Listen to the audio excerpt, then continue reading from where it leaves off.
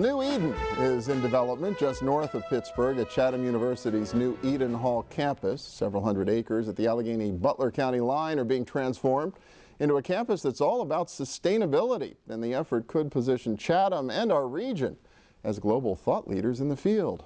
Esther Barazzone is president of Chatham University, and she's recruited David Hassenzahl to Pittsburgh as dean of Chatham's new School of Sustainability and the Environment. Welcome. Good to see you again. Thanks. It's a pleasure to be here. And welcome to town. Well, thank you very much. Yeah, I'm actually going to start with you. You know, you've got a great job out west, I think, right? Doing work in Washington, D.C. as well. This offer comes from Pittsburgh. Why did you find it attractive? This is about the most exciting thing that's going on right now in sustainability. In fact, I would say it is the most exciting thing. And I can say a lot of people around the country, my peers in the Council of Environmental Deans and Directors, things like that, were so excited when they heard I'd gotten the position. They were saying, well, we wondered who was going to get that. This has really made national attention. And why is that? What's going on in the... Well, sustainability is a very important organizing principle for businesses, for academics, for all sorts of people.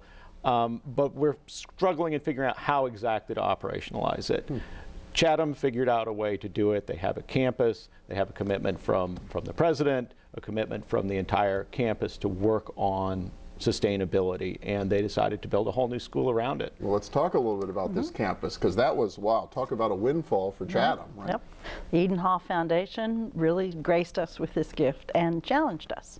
They knew what we intended to do before they decided to give us the gift, and I think they very strongly felt that the legacy of Rachel Carson, who graduated from Chatham in '29, our commitment to the environment, and frankly our institutional entrepreneurship meant that we would take the opportunity and do something valuable with it. So we had general concepts of creating the first sustainable campus in the world, which will certainly bring attention to Richland and, as you say, the region as a destination for academics and many, many others, because it will be a demonstration campus as we strive to be carbon neutral. So it will educate not only the students who are there, but the public who choose to come, and we hope that they will, as well as the neighbors around it.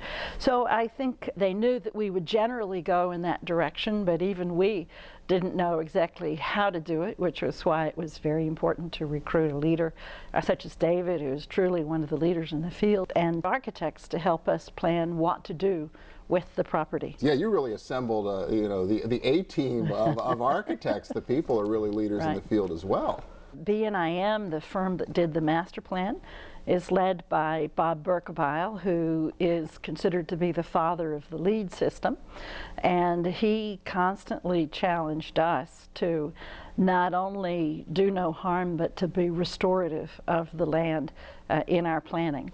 And then Jose Almiñana from Andrew Pogan, who did the landscape plan, is the creator of the parallel system called Sustainable Landscapes that matches LEED.